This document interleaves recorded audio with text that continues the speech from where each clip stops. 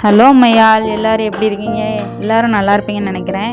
இன்றைக்கி இந்த விலாக் 2 மூலிமா உங்களை சந்திக்கிறதுல எனக்கு ஒரு ஹாப்பினஸ்ஸாக இருக்குது. இன்றைக்கி என்ன விலாக்னு பார்த்துடலாமா? நான் எப்போயுமே யூஸ் பண்ணுற 6 டிப்ஸ் வந்து உங்களுக்கு நான் ஷேர் பண்ணியிருக்கேன். பிடிச்சிருந்துச்சுன்னா லைக் பண்ணுங்கள், ஷேர் பண்ணுங்கள், சப்ஸ்கிரைப் பண்ணுங்கள், மறக்காமல் நம்ம சேனலுக்கு சப்போர்ட் பண்ணுங்கள்.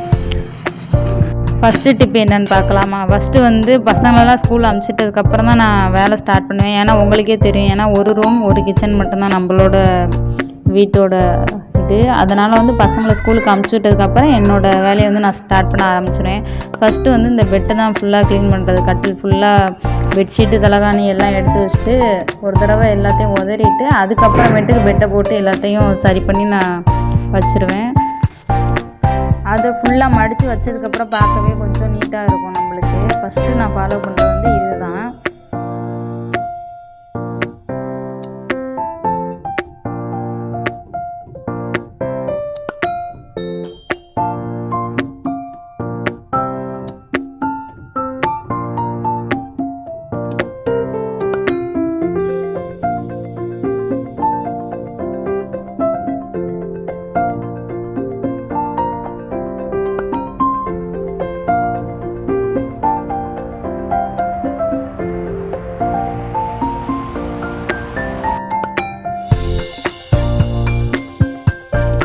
ரெண்டாவது டிப்ஸ் என்னென்னு பார்க்கலாமா? துணி துவைச்சதுக்கப்புறம் வந்து ஒரு வாளியில் துவைச்ச துணி வந்து ஒரு வாளிலையும் அது கூடயே வந்து ஒரு பேஸ்கெட் எடுத்துகிட்டு போயிடுவேன். அது எதுக்கு அப்படின்னா, நாள் துவைச்ச துணியெல்லாம் வந்து காஞ்சிட்டுக்குள்ளே அதெல்லாம் அந்த பேஸ்கெட்டில் எடுத்து வச்சுட்டு துவைச்ச துணியெல்லாம் ஃபுல்லாக நான் காய போட்டுட்டு வந்துடுவேன்.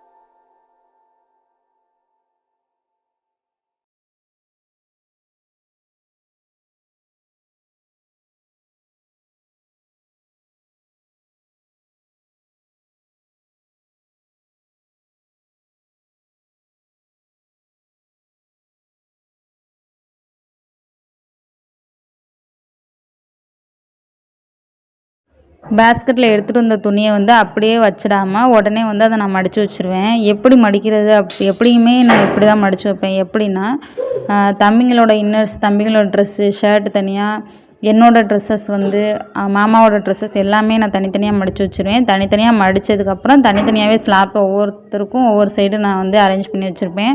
அப்போ வந்து தம்பிங்களுக்கு வந்து ட்ரெஸ் எடுக்க வந்து ஈஸியாக இருக்கும். அதனால் ட்ரை பண்ணி பாருங்கள்.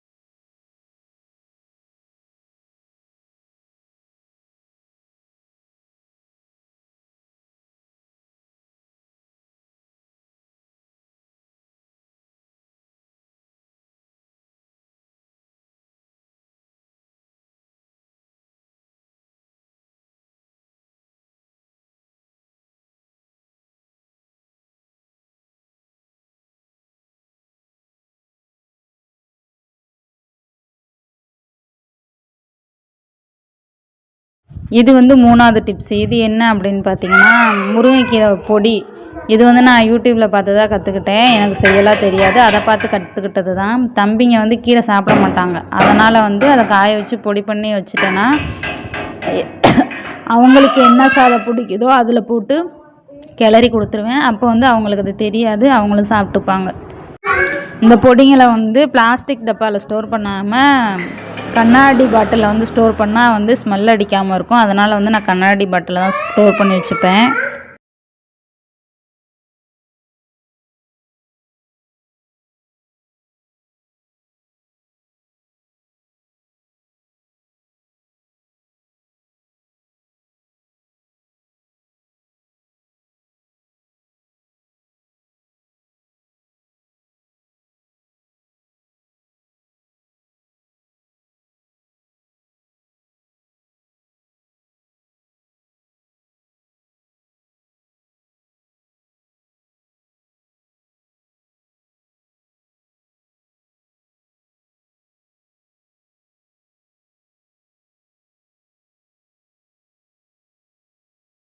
இது வந்து டிப் நம்பர் வந்து 4.